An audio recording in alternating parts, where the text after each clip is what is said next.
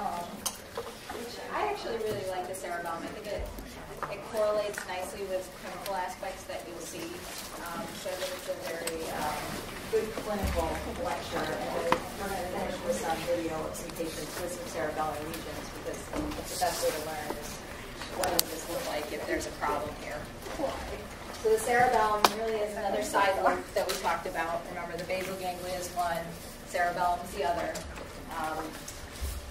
The cerebellum is considered the little brain. It's pretty much got a lot of neurons in it. So it says almost 50% of the neurons in the brain are in the cerebellum. So it's just a highly organized structure. And when you look at it in a gross structure, it's a lot of gray matter, which is those neurons, instead of the white matter, which are the axons. It doesn't initiate the motor plans, not that we know of at least at this point, but it does go in and it fine-tunes those motor plans so that the cortex sends information, the spine sends information, and it kind of modulates between what the output should be. And then it makes the movements more adaptive and accurate. Its main functions, and I just threw this picture up in there just so that you guys can see. Its main functions are maintenance of balance and posture. That's what we think of for the cerebellum. But really, every part of the cortex is represented in the cerebellum. So every aspect that the cortex does is somehow modulated by the cerebellum. So therefore, you can get some cognitive issues if you do have cerebellar lesions. They're not really sure how it all comes together and works, so that's not something we cover here.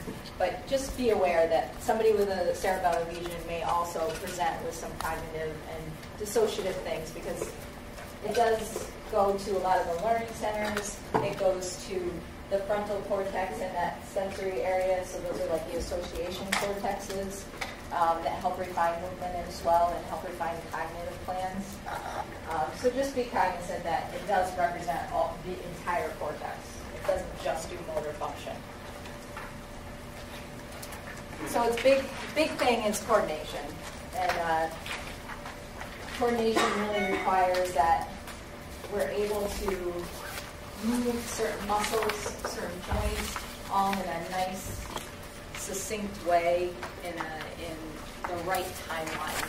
So if I want to reach for a cup, everything that has to happen from my shoulder to my hands to my grip strength all has to happen in a nice, succinct way that I'm therefore coordinated, and that I can pick up that cup and bring it to my mouth. So if that doesn't happen, you're going to get a lot of inaccuracies and a lot of different movements that we'll see in the videos later.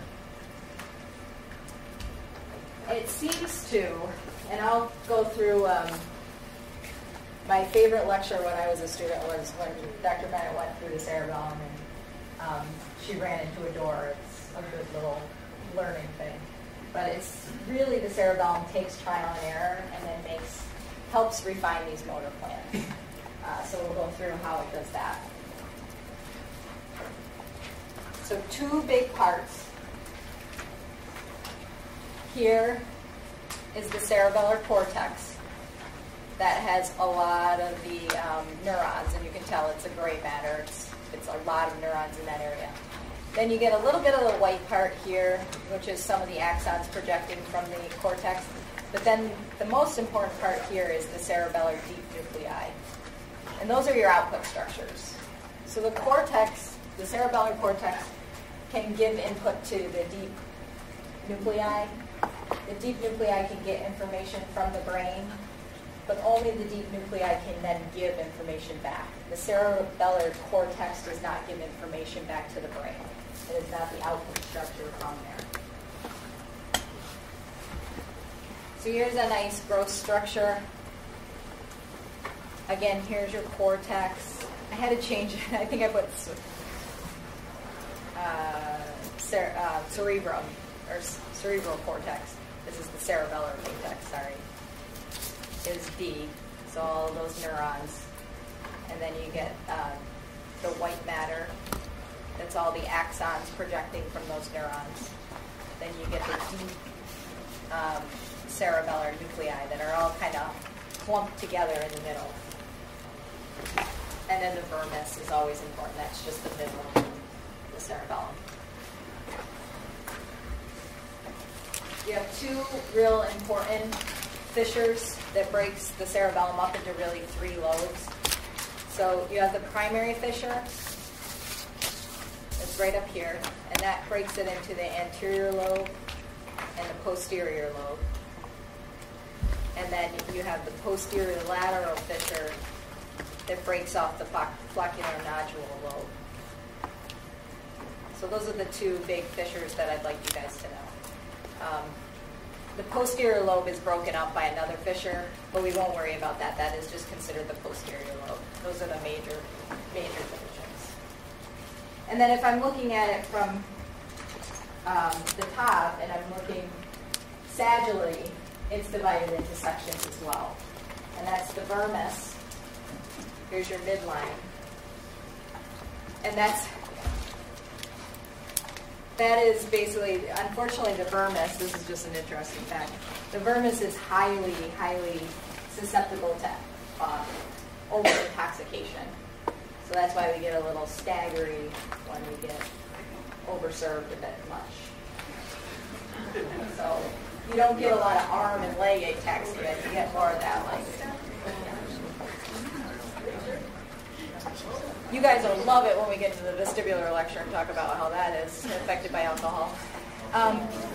So then the vermis goes down, and then you get the intermediate zones, which is just lateral to the vermis, and then out on the sides is the lateral hemisphere. So the reason why they divide it up into that way, and this is as per usual, I put, there's a homunculus. So in the middle, the vermis represents a lot more of our core axial muscles, proximal musculature. And then as you get into the lateral hemispheres, you get more arms and leg involvement. And that's important for us to know so that if we do see somebody with more truncal ataxia, we know maybe the vermis is affected versus if they are presenting with more arm and leg dysmetria or whatever the sign is that's more in coordination. So here's from the back again, here's the anterior lobe, and then we got the primary fissure, and then this whole big thing is the posterior lobe. And again, that is divided by a horizontal fissure, but do not worry about that at this point. And then the vermis is right down the middle.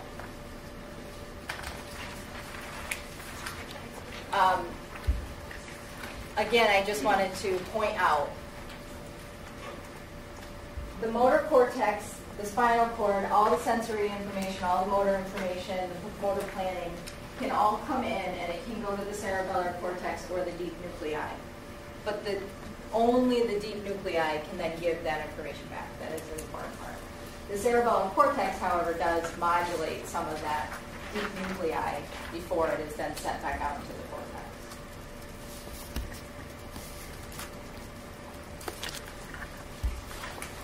So I put this in a table for you guys. I just felt like this was the best way to try to explain it. There's basically three nuclei inside of those deep nuclei. It's the deep cerebellar nuclei. It's made up of three. And then the fourth nuclei is really the vestibular nuclei, which they consider one and the same with the cerebellar because it's just so highly put together. That's why I think I like the cerebellum lecture the best, because we deal with dizziness so much and we deal with the vestibular system that it's just very interesting to me. I might be a nerd. So they go in order from medial to lateral. I've listed them medial to lateral. The vestibular nucleus gets information from the vermis. So remember how the cerebellar cortex can give information to the deep nuclei. So this comes from the vermis. So what part of the body would that represent? Or the trunk, right? And then it also gets input from the vestibular system. It gets input from proximal somatosensory systems, and then auditory and visual information. So it gets all that information. And notice that it gets information from the somatosensory system that's specifically also proximal. So it gets a lot of the proximal sensory stuff. Its outputs are to the vestibular nuclei, which can modulate which track?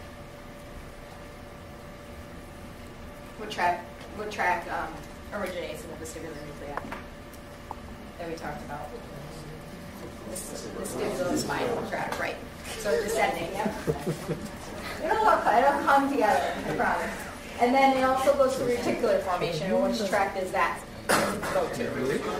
Reticulospinal. And then are those medial or lateral tracts? Lateral. Lateral tracks. No, medial. No, they're lateral tracks. Medial. Told So they go you. to the proximal musculature, right? The medial tracts go to the proximal musculature. The lateral tracts, the descending lateral tracts, are more for arms and legs. It will all come together, I promise. So then there's the interposed nucleus, which is just lateral to the vestigial nucleus. So that is going to now come from the intermediate zone. So instead of the vermis, now this nucleus is getting information from the intermediate zone.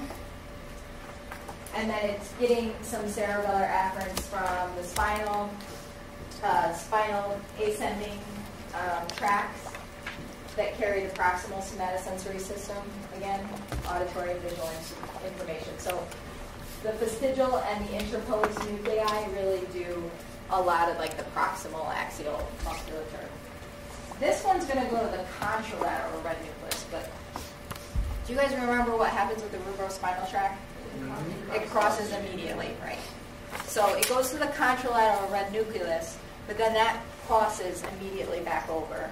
So it affects the descending tract on the ipsilateral side. And that is important to know that anything wrong with the cerebellar hemispheres really is going to be on the side of the lesion. So if I have a right cerebellar hemisphere issue, my right side is going to be affected. And that's different than if my cortex is affected. That's the opposite side. Then there's the donate nucleus, which is the largest of all. And this one is going to come, a lot of the information is going to come from the lateral hemisphere of the cerebellar cortex. And then it also is going to get information directly from the cerebral cortex. So it's going to get a lot of information motor planning-wise from the cortex. That one's going to go to the red nucleus and then to the thalamus. So remember, all of our side loops have to go to the thalamus before going back into the cortex. So it's going to send back information from the cerebellum back into the cortex. But it also sends it to the red nucleus, which goes down into the rubrospinal tract as well.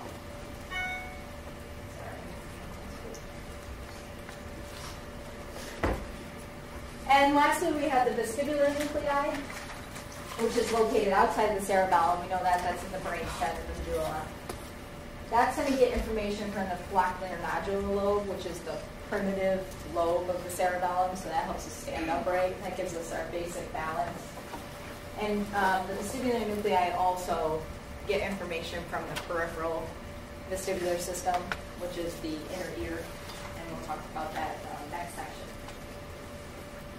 And that one goes to various motor nuclei of the eye, so it helps stabilize your eye in space. And then it also gives information to those vestibular spinal tracts. What are the two vestibular spinal tracts? There's medial and lateral, right? The medial goes where? Goes bilateral to...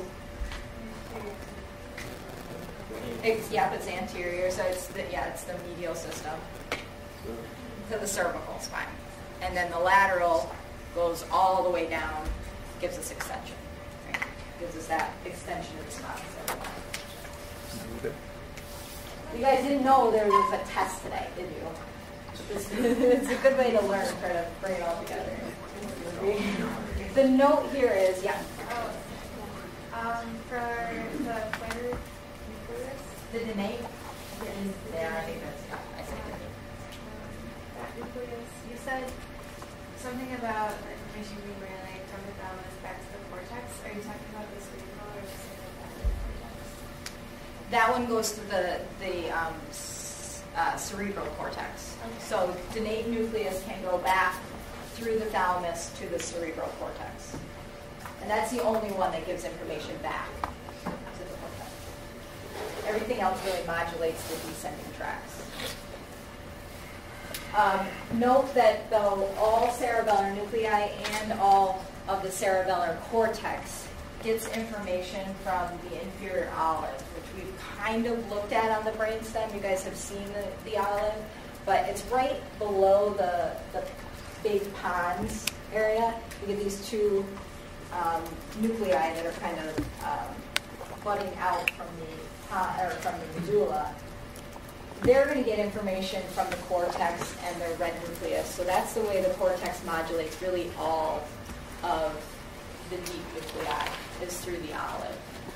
So that is important, and we will go through that and how that happens and what the connections are. So I did a little switcheroo for, this is a good picture to kind of put it together too.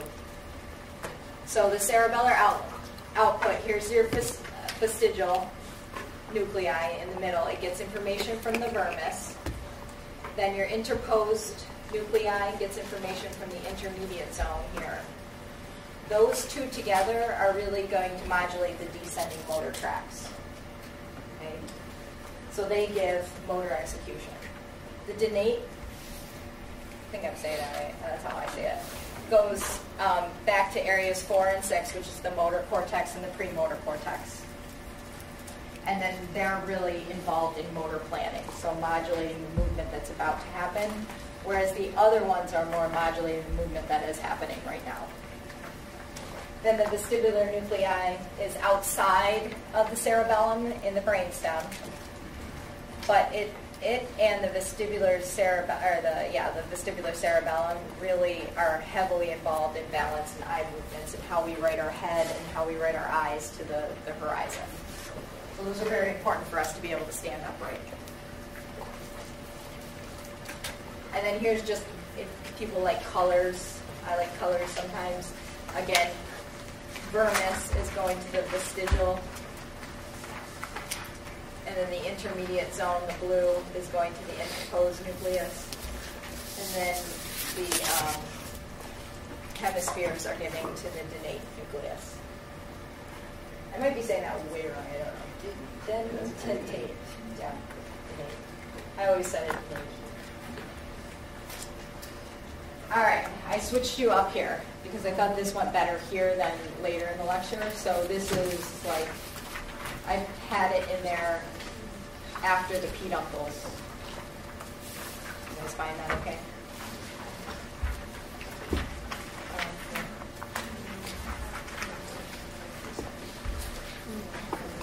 So same slides, I just moved them before.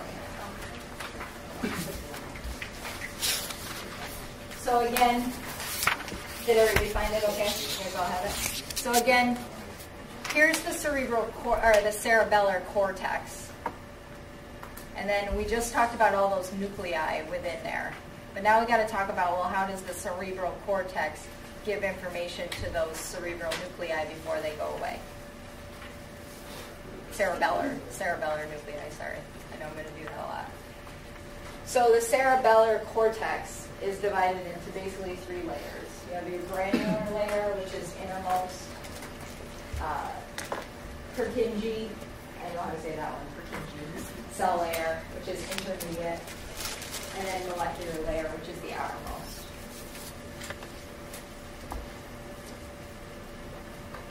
So here's the deep cerebellar nuclei. That's going to get information, and we're going to talk about where it gets the information, which types of cells give it information. And then these mossy fibers, which we'll also talk about in the next slide, are going to give information to the granule cells. And that's in the granular layer. Luckily, they're named for the cells that are in them.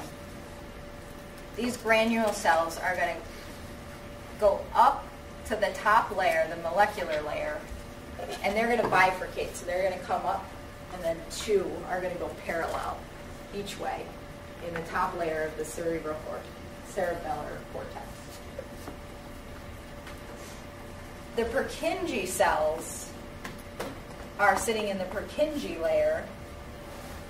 Those are the cell bodies, The dendrites, though, are going to project into the molecular layer.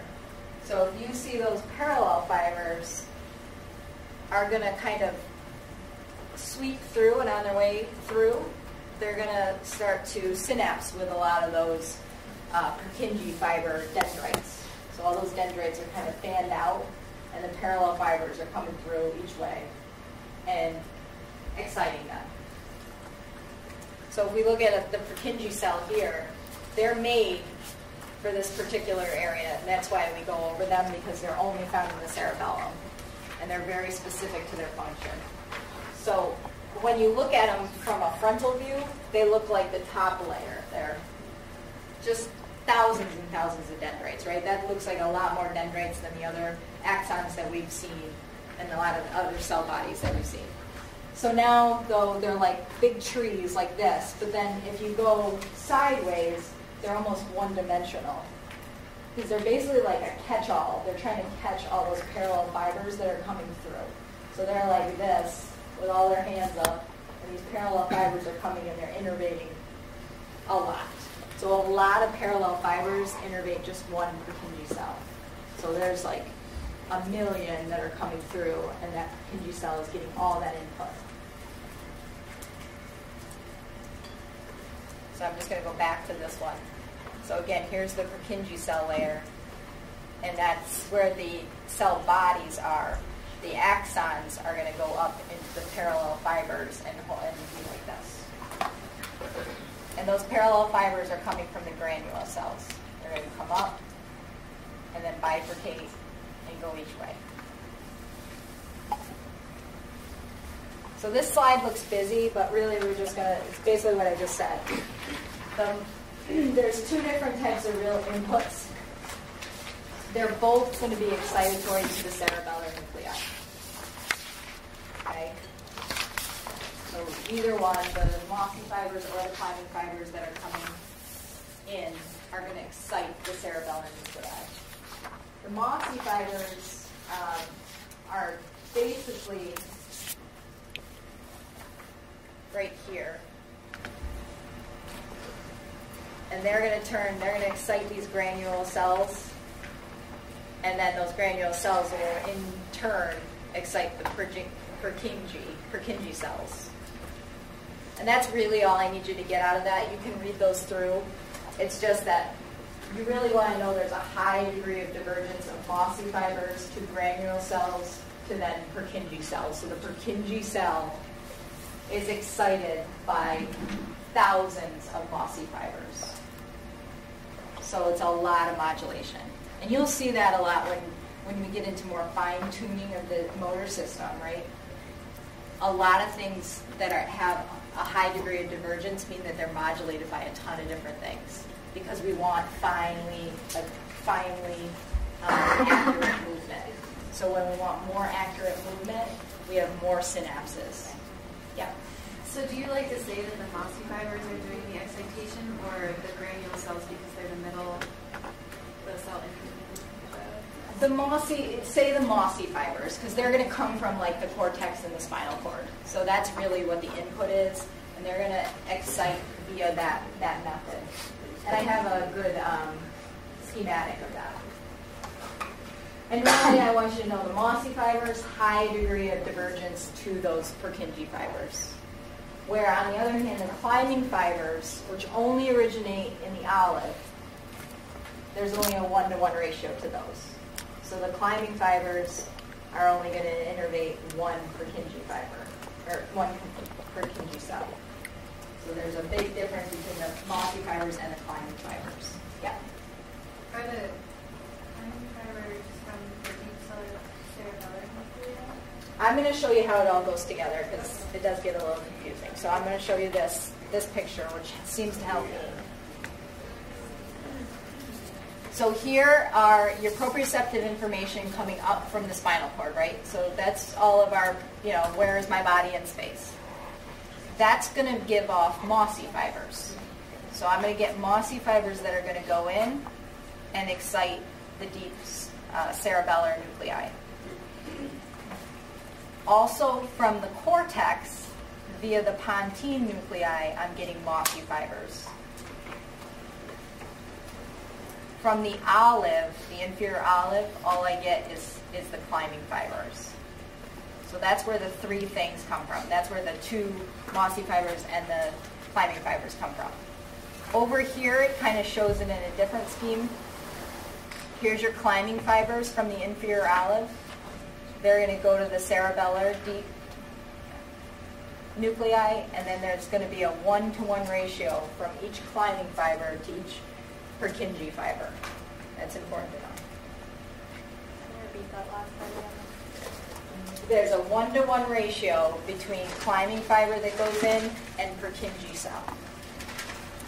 And that's different than the mossy fibers that come in. They're going to excite 1,000 granule cells, which will excite 1,000 Purkinje cells. I'm just using 1,000. It's not 1,000, it's a lot.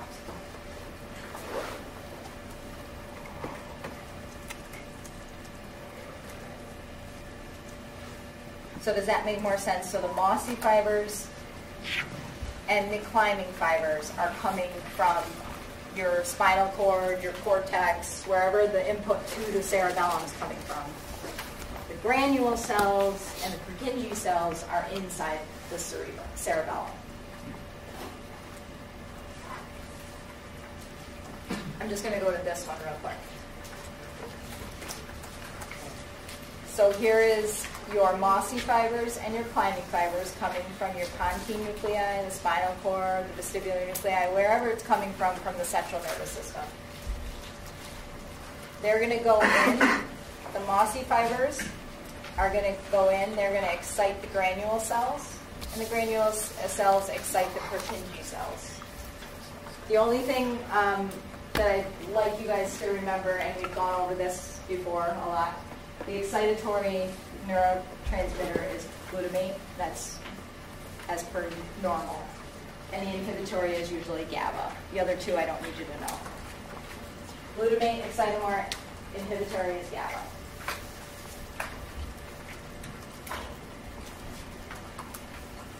So the mossy fibers go to the granule cells. Those excite the Purkinje cells.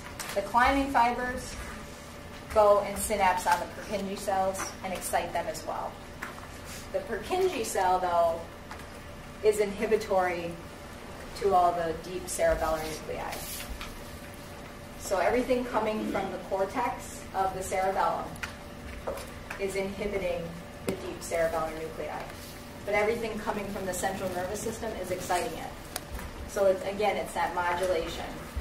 The Purkinje cell is constantly inhibiting those nuclei, but we only want one thing to happen at once. So we have that tonic inhibition, which happens with the basal ganglia. Remember, the basal ganglia tonically inhibits the thalamus always, unless we let one go. Because we just want one thing at a time to be picked up and to be excited. If we don't do that, then we get a lot of chorea, which is that excessive movements.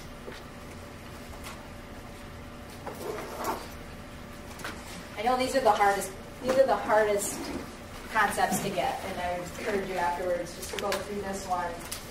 The easiest part is how do we put it to a patient, and what do those patients look like? That's the easier thing.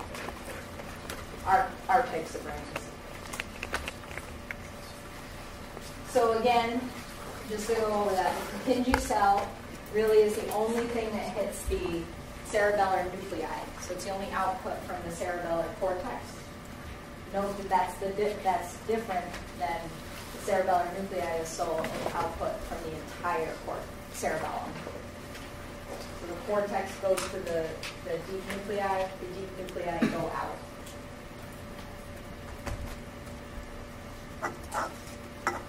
And again, we have inhibitory. Purkinje cell is inhibitory to those cerebellar nuclei, but everything else really is excitatory to them. So again, there's that modulation. You need to release the inhibition, but only one movement at a time. So now we go back to the cerebellar peduncles, because I thought, let's get that out of the way. And now, how do we give and take from the rest of the central nervous system to the cerebellum? And we do that through the three peduncles. which we've identified before, but we haven't really gone into much depth. So there's a superior, there's an inferior. Those are relatively small compared to that middle cerebellar peduncle, which is huge. And that's where the cerebellum gets a lot of input information from the cortex. And that's why it's so big. It gets a lot of information in. So the inferior, if you think about where it's placed, the inferior is getting a lot of input from the medulla, which is coming from the spinal cord. So it's a lot of information coming up from the spine into the inferior. So that's getting the majority of an input. The ones in bold is really what I want you to remember. Yes, there are some efferents in that inferior, but that isn't the primary goal. Basically input. The middle, again, well, this one, the middle, is pretty straightforward. It's only input. So you only get input from the pontine nuclei, which is coming from the cortex. So the cortex goes down, sends any information it wants to go into the cerebellum via the pontine nuclei. That's why the pons is so big. It's got all that stuff in it. And then the superior is primarily output. So it's primarily going up into the cortex or into the red nucleus. And yes, there are some inputs, but again, that's very not important for us. So again, this is the same picture as I showed you before. It's just putting it kind of together. Afferents or inputs are saying, from the inferior, it's saying, where am I? So you're getting that. So you're getting all proprioceptive information coming up from your joints, from every little joint in your body, and it's saying to the cerebellum, this is where I am. This is where I am in space.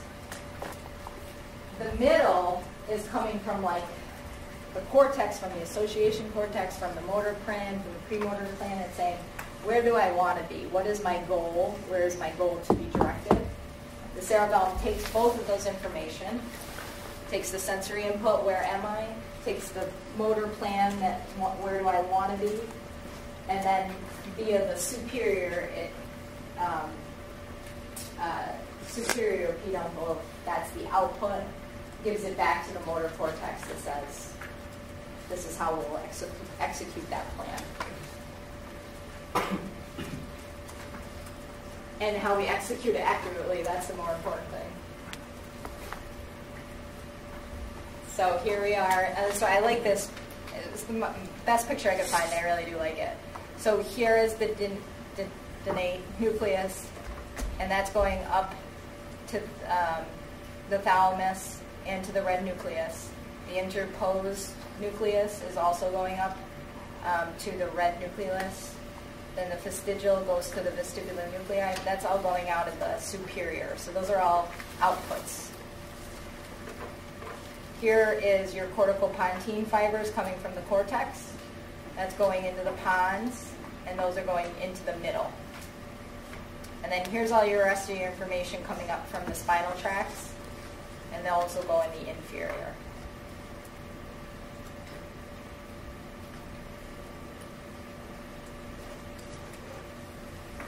So I've just touched on this before. Inputs to the cerebellum, primarily through the inferior and middle peduncle, arise from the ipsilateral side of the body. So we're talking about any damage in the cerebellum results in deficits to the same side of the body. It's different than if there's something in the cerebral hemispheres that's opposite. And then we even went over, even true for that contralateral red nucleus, because the descending tract crosses immediately, that the deep nuclei give it to the contralateral red nucleus, but then it's double crossed back over, and still the ipsilateral side of the body. Right?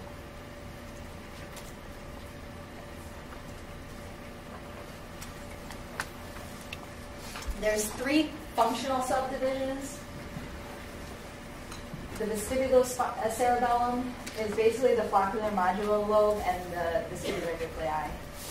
And again, that's really what keeps us upright. It's a very primitive part of the brain that keeps us upright. it's involved in vestibular reflexes and postural maintenance. So again, keeps us up great. The spinal cerebellum is the vermis, the midline, and then the intermediate zones of the cortex, of the cerebellar cortex. It includes the vestigial and the interposed nuclei, because those are in that area. It receives major inputs from the spinal cerebellar tract and outputs to to all of the cerebrospinal tract, vestibulospinal tract, and reticulospinal tract. So it modulates a lot those descending tracts. And it's basically involved in, if you think about where it's getting its information from, so it's getting all the information from the cerebellar, from the proprioceptive input from the spine, and then it's outputting to the descending motor tracts. So it's basically like an awesome reflex center, right? It's sensory motor integration right then and there, and it can adjust as needed. So it's a little burning here. And then there's this cerebrocerebellum, and that's where it's getting the lateral hemispheres involved, the largest functional subdivision. It's basically those extensive connections to the cerebral cortex.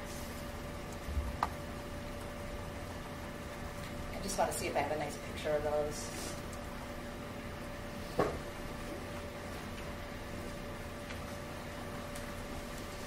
Here's the picture. So you have your spinal cerebellum, which is the vestigial and the interposed nucleus here.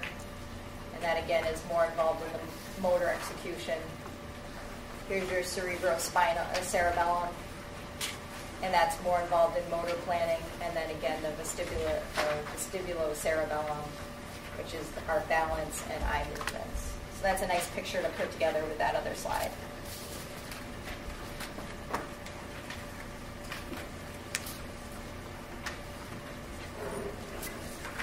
So just like the cortex, the cerebellum also learns in two different ways. So it has a feedback system and a feed-forward system. So the feedback system is basically when we do something and that error signal, if we do it wrong, that error signal goes directly back up into the cerebellum, and right then we correct it. So we use that error signal right away to adjust the movement. The advantages of that is that it can be pretty accurate. We can adjust right on the spot. The problem is that it's pretty slow if we're doing something like trying to reach for a cup. If we're doing voluntary movement, it's kind of slow. So if I was trying to reach for that cup, a feedback system would be like, oh, you're not there yet. Oh, you're not there yet. Oh, you're not there yet. Oh, you're not there yet.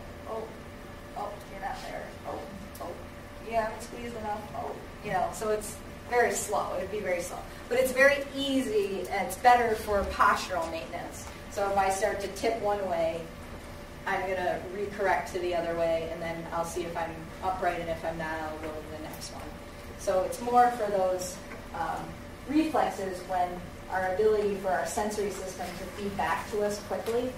And if you think about the stretch reflex, how quickly we get sensory input on that stretch, because the nerve going into the spinal cord is huge. Remember, the diameter of the sensory input is big.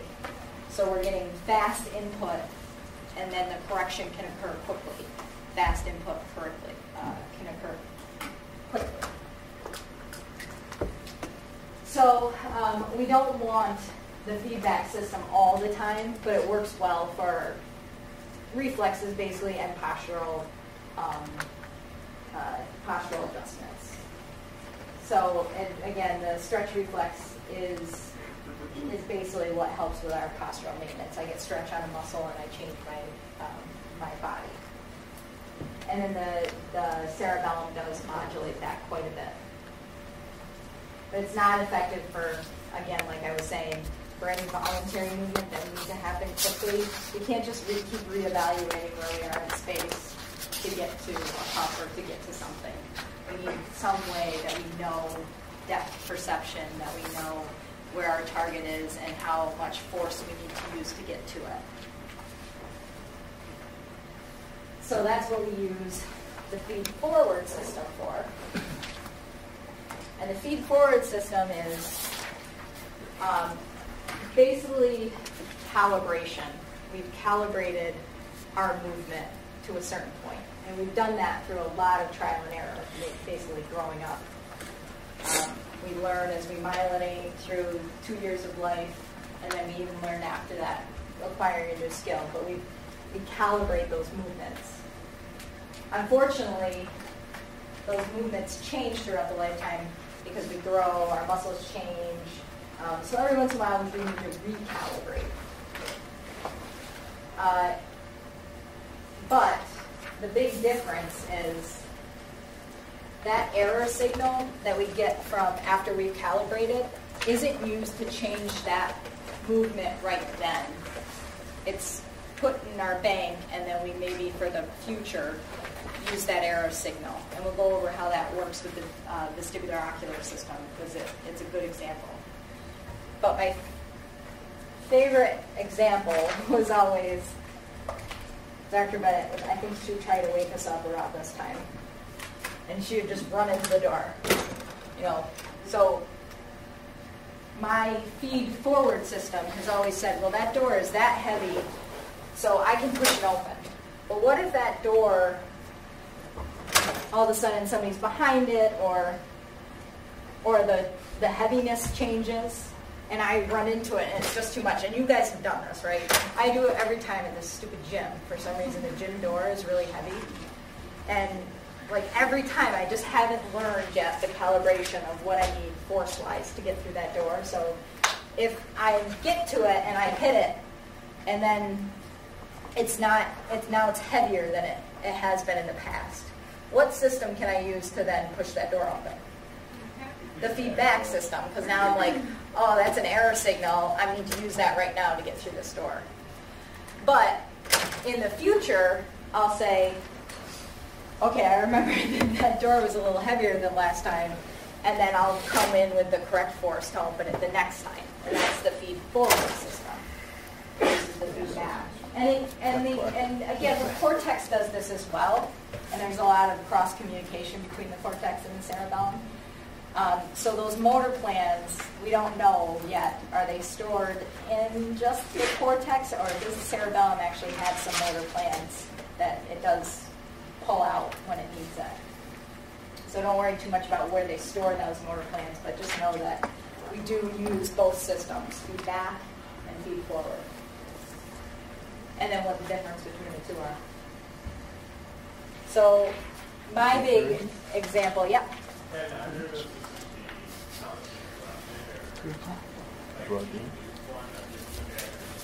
I don't think you would lose one or the other.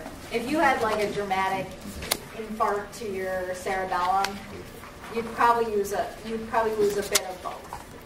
I don't think there's a spot where just feed forward happens and just feedback happens. So I do a lot of vestibular rehab, so this is very applicable, especially if you guys are interested in vestibular rehab once you start getting into learning what we do. And the cerebellum, especially that flaccular nodular lobe, is hugely involved in control of the vestibular system. So this is one system that we really know a lot about. The circuitry is really simple to kind of get, and it's a great example of the feed-forward system. Feed-forward system. So our VOR reflex is basically that when we move our head, our eye stays stable on an object if we want it. Right? That's not very functional, right? We want to be able to move our head and our eyes together. So when we're born as babies, we're like a bag of reflexes. Our VOR is a 1-to-1 ratio. So when I move my head to the right 1 hertz, my eyes will immediately move their head or move their eyes to the left 1 hertz. So a 1-to-1 ratio of head to eye movement. As you start laying down synapses and your cortex becomes a little bit more controllable over those reflexes, we basically calibrate our VOR to what we need it. So if you're a sedentary 45-year-old, your VOR reflex is probably like 0.5. So if I turn my head 1 hertz to the right, my compensative eye movements are only half of that. Because we have, tracking, we have saccades that all make up for that. So we don't need the reflex as much, but we've calibrated it at about 0.5 so that our daily normal activity, any activity that we do is basically within focus. We can change the VOR though. So you can recalibrate it throughout the lifetime if you really wanted to. And that's what our basis of vestibular rehab is on, is that somebody comes into the clinic dizzy because they've knocked out one side of the vestibular system, so now their VOR is totally off, and we can do exercises to recalibrate it. Bear with me here. I'm going to show you the cool picture that they have in the, actually it's an animation, yes. So what makes you decide whether you're going to do VOR exercises over saccades? If it's a vestibular issue, that's a good question. That's all about your examination. So if it's a vestibular issue, you just do vestibular rehab, which is basically, we call it adaptation exercises, where you're training the cerebellum to give more input to the vestibular system. If they come in dizzy, you have to differentiate, well, why are they dizzy? Because a lot of doctors, MDs, they all say, well, it's the vestibular system, but there's a lot of reasons you can be dizzy. So if it is something wrong with more of the central nervous system processing and saccades, smooth pursuits, tracking, that's all central nervous system, where the vestibular system is our inner ear, it's a peripheral system. So that way we do peripheral stuff. You guys will learn a ton more about this when you get into rehab. We do a whole vestibular rehab lecture. And then I do it in the sensory part, next section, we do a vestibular lecture as well. So here's basically what we take for advantage what the VOR does for us. But see this monkey's moving his head back and forth? And the image isn't moving on his breath. So I'm going to have you guys just put your thumb out, move your head back and forth, keeping your eyes right on your thumb. So you see how you can keep that stable? Now speed up a little bit. It gets a little, yeah, right. So it gets a little bit off. After a while, depending on where you're calibrated, at a certain point, you're going to lose focus on that object. And again, we're calibrated by what our activity level is really. So runners are going to have a high, because you've got to think about VOR also not just horizontally, but also vertically.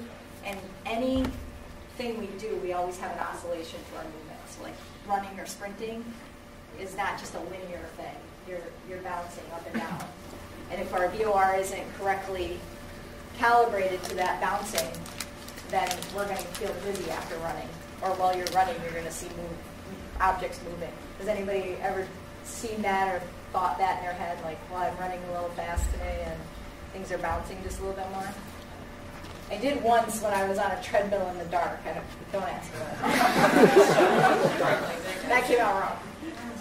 I went to this gym in Albany, and it was like I was traveling for work, so I just went in and bought it for like $20 for the day.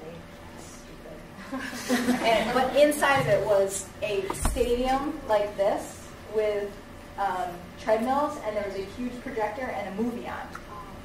So you could run in the dark, but I really noticed then all like the display on the treadmill was shaking quite a bit. So I could notice that I probably was running a little too fast for my VOR. Yep. Are you triggering the same thing when you're doing vertical VORs and horizontal? You're just triggering, yes, because you have two different aspects of your vestibular system. One is for vertical movement, one is for horizontal. So it's the same, going to the same centers in the central nervous system. So anyway, you you know, you can go really, really, really, really fast, and you'll start to lose that.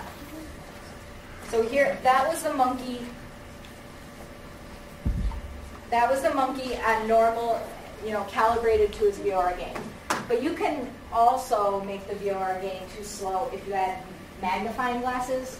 You guys ever try to take a picture and you zoom in, and then all of a sudden now things are moving a lot more? You can't like keep your focus on it.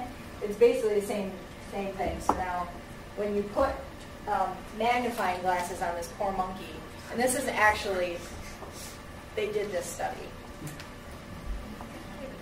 I just want to start that going. Now all of a sudden his gain is too slow. So here he is, he's fine, normal, ocular, without glasses on. Now he's got the magnifying glass on. Now if he turns his head, now everything's moving, right? That can make you really sick and dizzy. So, but after a period of time, and this only takes like 2 days, 3 days, now he's adapted. The VOR has now recalibrated via the cerebellum to say, I don't need that much input, I need to recalibrate my VOR.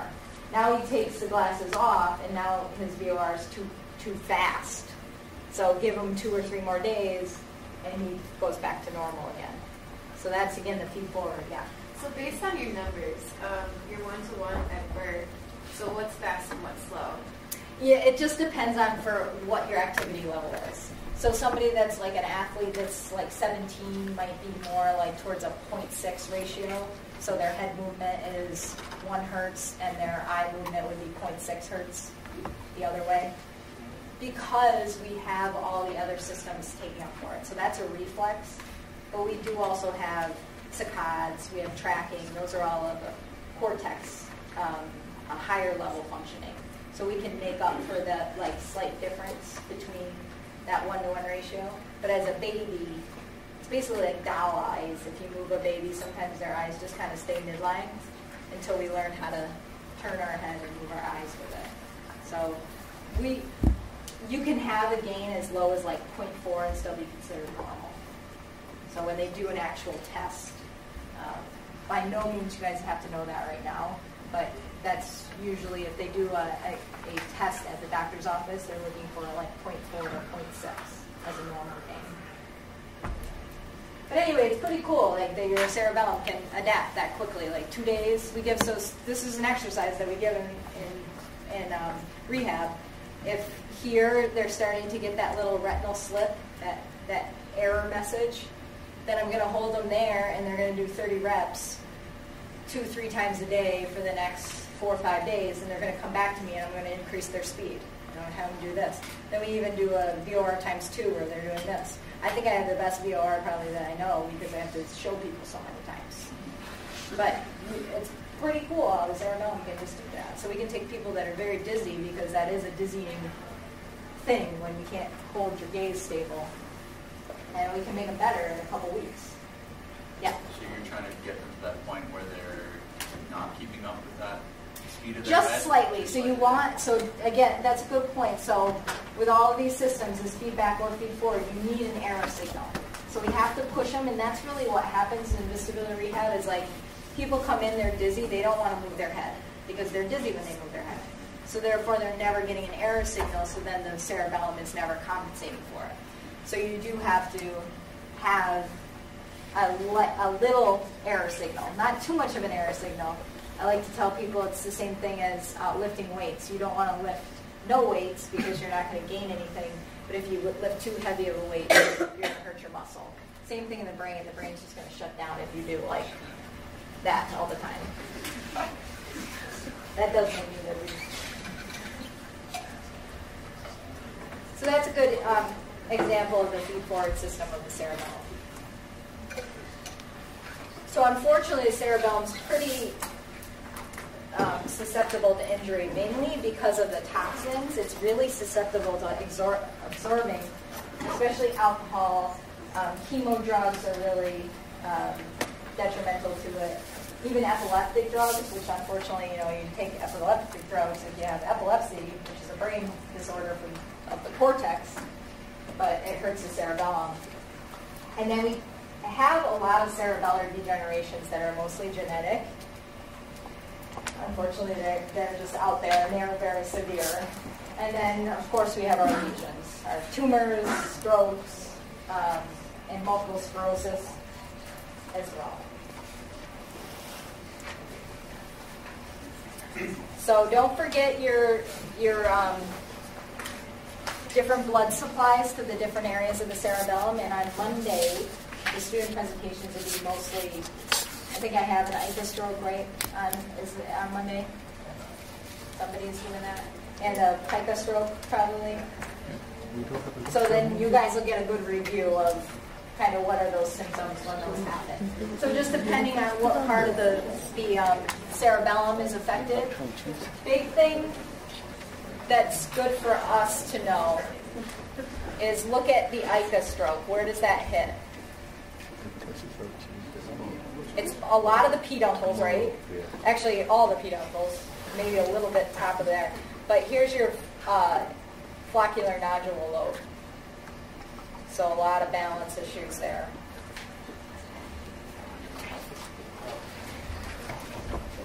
So the general rules again, lesions produce ipsilateral motor changes. The lateral hemispheres produce changes in the arms and legs, like the extremities. The vermis lesion is more truncal. You're going to get basically these different types of impairments that we will watch some video that just kind of come together. Ataxia is just a general term for lack of coordination. You can have gait ataxia, you can have trunk ataxia, you can have arm ataxia, but it's just lack of coordination.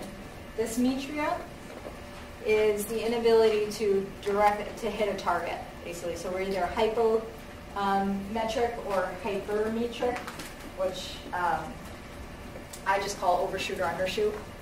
So if I'm trying to do like a finger to nose, I can't get that depth perception right, and I might hit my nose here, but then when I go to get my finger, I'm going to shoot past it. I'm not going to touch it, or I'm going to not get to it and then have to correct for that. It's harder to pick up the not get there and then correct, because people can do that quickly, but you have to watch them on that first trial. Do they get there and then they correct for it? Lack of check, which is really mean, so we don't test it a lot. So it's basically the inability for the patient to like stop a moving arm. So you can do that one of two ways. You can have them try to come down forcefully to a spot. So if I'm here, I can come down there and I know where to stop. They wouldn't be able to do that. They would just be bouncing around. The other way to check for it is to have them try to make a muscle. So I'm resisting, and then I take away the resistance. That's why we don't do it a lot. This is mean. You, a normal person, would just know how to contract the antagonist quickly and not hit themselves in the face. Somebody with a coordination issue would just pop themselves right in the face. Inappropriate force, because their force isn't, their modulation of their musculature is not right, so they might, common thing I see with ataxic gait is this movement. So they're like slapping onto the ground. That's a couple things. That's dysmetria of the legs, right? Because I'm not knowing where the ground is, but it's also inappropriate force. You can have some delay of initiation of movement. It's not as common, but you can have that. Decomposition of movement. The best way to test, I would say for screening wise, if I'm just screening out the system, I just do active range of motion. If they can smoothly go through active range of motion like this, you know, out to the side, squeeze their hands together, I'm not as worried about a cerebellar issue, because just their ability to smoothly move is a sign that their cerebellum is intact. Dyscatokinesia is rapid alternating movements, so this, supination, pronation, or toe tapping. So I wouldn't be able to do that. I'd be doing more like this kind of thing. And I have a good video of that. Ataxic gait, we know. Tremor is usually in the cerebellum, always intentional. Intention tremor. So Parkinson's disease is more that resting tremor, so they're just sitting there and they have a tremor. Where anything with the cerebellum, it's when they go to touch something or when they actively start to contract muscle is when they start to have that tremor. Hypotonia, so low tone. As we go back to the descending tracts, I guess. The cerebellar output increases, so because the cerebellar output has all that control over all those descending tracts, remember that the descending tracts go to both the alpha and the gamma motor neurons. And the gamma motor neurons set the muscle spindle, set that stretch. If the cerebellum is no longer doing that, the gamma motor neuron is now kind of lax, and it's not as sensitive to stretch. So therefore, we can't get as good a contraction as we want. And you're just low tone. You see that a lot with the babies who are born with some kind of cerebellar issue. You can just you pick them up from their belly and they just kind of view over, kind of fall over. Nystagmus, you can see that's more of an eye issue with all the active motility. And then dysarthria, uncoordinated slurred or slow speech. The next two slides you guys can look at, they're basically me repeating everything, but just put in different functional divisions. So again, with the vestibular spinal, you might see something different than the spinocerebellar, and then the cerebrocerebellar, something a little bit different as well. I gave you a different way to look at ataxia too. So there's different types of ataxia. There's cerebellar ataxia, which we looked at, and those will have all those findings that we just talked about. But there's other types of ataxia, and this might be a slide that you can put in your pocket for when you start to see patients. So if you have just a peripheral vestibular issue, you're going to look ataxic, because you guys just saw what that monkey saw when he tried to turn his head. So it's very disorienting, and people can come in with a peripheral nervous system lesion and look really off and ataxic, and you can hold on to walls and stuff. Their main symptoms are going to be vertigo, though. I feel room spinning dizziness all the time. I can't focus on anything. And they won't have all of those central nervous system signs that we just talked about. Sensory ataxia is basically when you can't feel your feet or your legs, and that would be like a peripheral neuropathy. So you would look a little ataxic with that too as well. But the differentiation there is that they're not going to have any vertigo. You're not going to see dysarthria because you're not that high. It's all having to do with the peripheral systems and how they integrate into the spine. And then they're going to be worse when their eyes are closed, because now we're taking away vision and they don't have very good sensory input, so they're going to have an issue with their eyes closed. And then they're also going to have decreased vibration in joint sets. So when we test for proprioception, they're going to have low proprioception. So I just want to sensitize you to not all ataxic gait is because of the cerebellum. And when you see somebody with ataxia, you shouldn't automatically think that it's all cerebellum unless you start to test all those signs. So then now if I see somebody and they come in and they look ataxic, and I run them through, like listen to their speech, I have them do finger to nose, heel to shin, and they're just looking really ataxic with all those, then I'm thinking more cerebellar issue. They're coming in, they're saying, well, I'm room spinning dizziness throwing up for the last 3 days, then I might not be thinking that. All right, so we'll just look at a couple, and then this is again more for your reference in the future of all the different testing you can do for cerebellar issues. All right, let's look at a couple patients. This, I've never tried this balance-based torso weighting system, but I have put somebody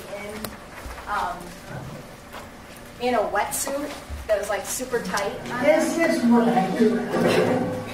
Come down, grab the wall, try to grab it. So you can hear she's dysarthric, right? She's not speaking very well. Really wide base of support, really ataxic. Do you think, yeah, she's this one. Let me let you walk the show off again. So what I look for in cerebellar issues is like, can they hold their balance? Because if they can hold their balance but their arms are flailing all around, what part of the cerebellum would you think that would be? More, more arms and legs involvement. Because if they're holding up their trunk, then they've got some coordination through the axial musculature. She seems pretty bad. I mean, it looks like it's all 4 extremities. Usually you're just going to see one side too. If it's just like one lateral hemisphere, you're going to just see the one side. She looks like both. So they put this thing on her, and we do this sometimes in rehab where if we have a really incoordinated patient, one of the ways we deal with that is we add weight to their extremities or add weight to their torso, because that gives them more proprioceptive input. So it's almost like you're increasing that gamma motor firing because we're putting more weight and stretch on the muscle. So I'm not a proponent for whatever balance thing this is. Don't go out on it. I just want to show you some of her testing. So she walks a bit better when she's weighted to the torso.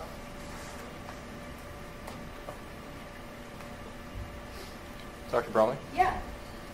So is that proprioception coming strictly from the weight itself or from a compressive It can fit, be from both. or- okay. So like I said, the one patient that we had that was like, he had an aneurysm in the cerebellum, really bad incoordination of everything. We put the tightest wetsuit. He was super sweet. He like said he would do this for us. We put a wetsuit on him in the clinic, like one of like the real tight, stretchy ones. It took him like 30 minutes to put on because he's so uncoordinated, and we didn't want to be in the room with him. And he did better with just that, and that's just compression. That's just like you're feeling all of your joints and stuff. But then also this adds some weight to it, so that's even better. Okay, so here's a heel to shin test. So this is testing more her coordination of her lower extremities. And this, if you guys go home and watch these videos and you try these testing, you would see the difference. So number one, she's just sliding her heel. So really what we want is knee, ankle, and it should be nice and fluid motion. She's like kind of sliding just to try to keep that proprioceptive awareness because she doesn't know how to take her foot off and then touch. Take her foot off. What'd you say? Can you show that one more time? Yeah. And then, like, these are just extra videos. Again, I just wanted to show you some of these things. I'm not expecting you to know all of these tests because this is, again, neuromuscular assessment, not necessarily. Do you know what is wrong with her? I don't. They don't say. If she, how bad she is, she either had a stroke in the cerebellum or she has some kind of congenital dysfunction. So you can see, that should be nice and smooth for anybody. And if you have a cerebellar problem, it's usually pretty obvious. It's not a very big area, and it's got so much important stuff in it that. And then there's dyspareunia, which she should easily be alternating rapid motions, and instead she's like hitting herself. Now, this is again more to try to say, well, is it her trunk? Does she have some truncal involvement? And so this lady's asking her to reach outside of her center of gravity, and she is holding her body. So if this was in the I've lost my name there. Vermis? No. Yeah, if it was in the vermis too, but if the floccular nodular lobe, sorry, that lobe in the bottom, if that was in that, she would be tipping over like crazy. Because again, that's all about your postural. The vermis also, she would have some truncal ataxia. So this is just showing. I would also never put anybody on a ball like that. It's like, hello, she can't even stand. Just to show it. So here's a patient with more spinocerebellar ataxia.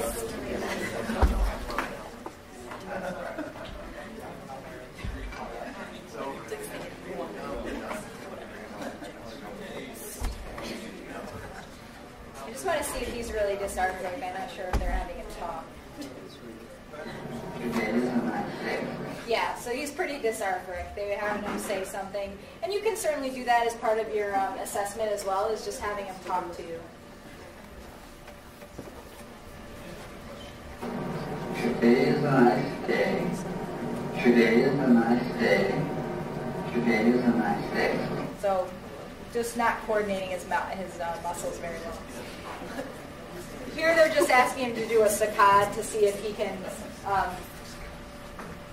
accurately, Just explain what a saccade, what that is. Yeah, and we will, so tomorrow is the ocular motility lecture, and I'll go over it a little bit more in depth, but saccades are basically just the ability for your eyes to jump from target to target.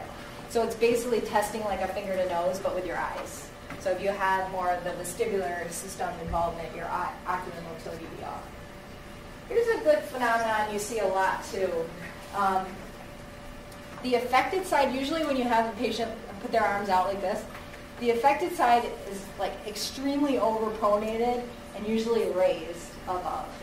So if I have somebody, I just say, well, put your arms out like this, and they go like this, I'm like, uh-oh. So that's a pretty big cerebellar sign. So here he's just trying to tap, fine motor skills. And you can just see like the decomposition of movement, and it's just not normal looking, right? Here he's just trying to tap the floor, but it looks like he's going to stomp on like the worst spider I've ever seen, because he just can't control that force and he doesn't know where it is. And here's a heel to shin again, or a heel knee to ankle test, and he's again dragging it on his shin. Yeah, he looks bilateral too. Unfortunately, like I said, a lot of these cerebellar issues are genetic, and so then they affect everything. All right, last patient I'll show you.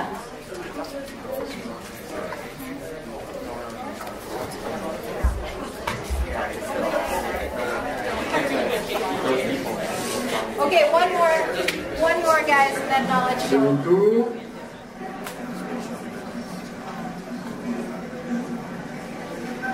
So again, wide base of support.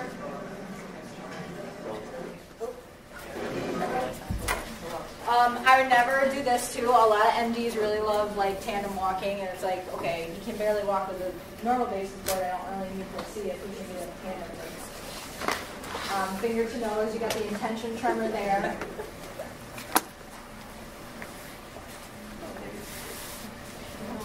Not very accurate in his movements, it's just slow. I want to see if he has. Here's his eye movement. So when I'm looking for tracking, which is a smooth movement, he has what we call saccadic tracking. So it's not a smooth movement, it's a ratchety movement. And that's like, he's not following my finger, and he keeps having to make corrective saccades to try to catch up with the finger. And again, that's more of the accuracy thing going on there. So you can get not only in the arms and legs,